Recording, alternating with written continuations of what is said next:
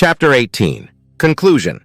The Perfection of Renunciation. Yog through the Perfection of Renunciation and Surrender. Part 2. Text 41 to 78. Brahmanas, Kshatriyas, Vaisyas, and Sudras are distinguished by the qualities born of their own natures in accordance with the material modes, O chastiser of the enemy.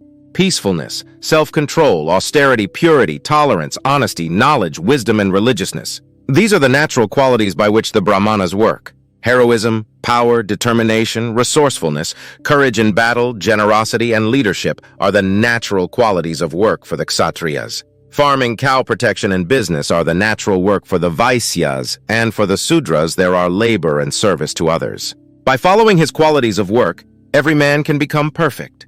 Now please hear from me how this can be done. By worship of the Lord, who is the source of all beings and who is all-pervading, a man can attain perfection through performing his own work. It is better to engage in one's own occupation, even though one may perform it imperfectly, than to accept another's occupation and perform it perfectly. Duties prescribed according to one's nature are never affected by sinful reactions. Every endeavor is covered by some fault, just as fire is covered by smoke.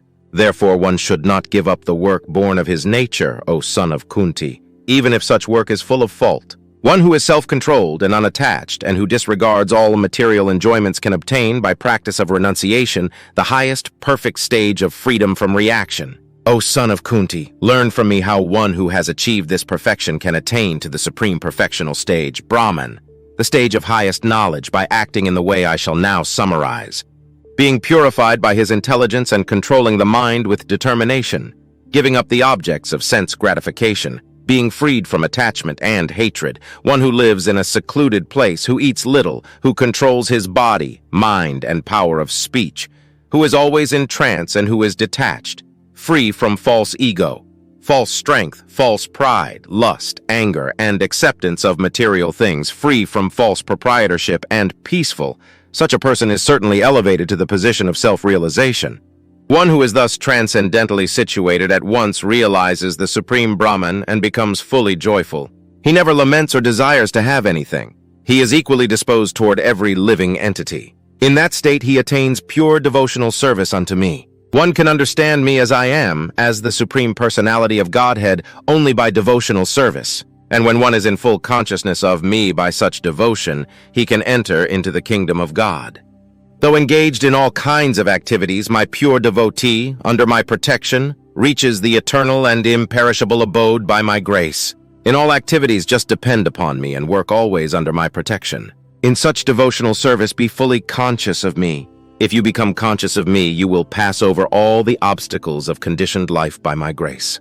If, however, you do not work in such consciousness, but act through false ego, not hearing me, you will be lost. If you do not act according to my direction and do not fight, then you will be falsely directed. By your nature, you will have to be engaged in warfare. Under illusion, you are now declining to act according to my direction. But compelled by the work born of your own nature, you will act all the same, O son of Kunti. The Supreme Lord is situated in everyone's heart, O Arjuna, and is directing the wanderings of all living entities who are seated as on a machine made of the material energy. O scion of Bharata, surrender unto him utterly. By his grace you will attain transcendental peace and the supreme and eternal abode. Thus I have explained to you knowledge still more confidential. Deliberate on this fully and then do what you wish to do. Because you are my very dear friend, I am speaking to you my supreme instruction, the most confidential knowledge of all. Hear this from me, for it is for your benefit. Always think of me, become my devotee, worship me, and offer your homage unto me. Thus you will come to me without fail. I promise you this because you are my very dear friend. Abandon all varieties of religion and just surrender unto me. I shall deliver you from all sinful reactions. Do not fear. This confidential knowledge may never be explained to those who are not austere, or devoted, or engaged in devotional service, nor to one who is envious of me. For one who explains this supreme secret to the devotees, pure devotional service is guaranteed, and at the end he will come back to me. There is no servant in this world more dear to me than he, nor will there ever be one more dear. And I declare that he who studies this sacred conversation of ours worships me by his intelligence. And one who listens with faith and without envy becomes free from sinful reactions and attains to the auspicious planets where the pious dwell. O son of Pertha, O conqueror of wealth, have you heard this with an attentive mind? And are your ignorance and illusions now dispelled? Arjuna said, My dear Krishna, O infallible one, my illusion is now gone.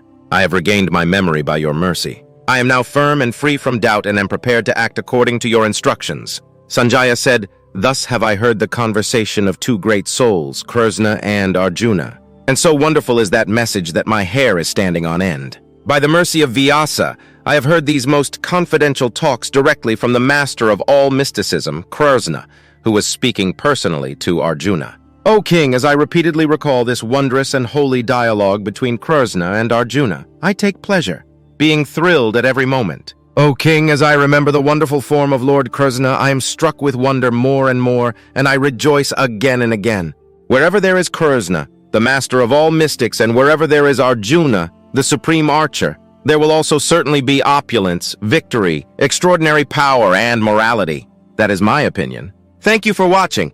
If you enjoyed this content, don't forget to hit the like button, share with your friends, and subscribe for more exciting updates.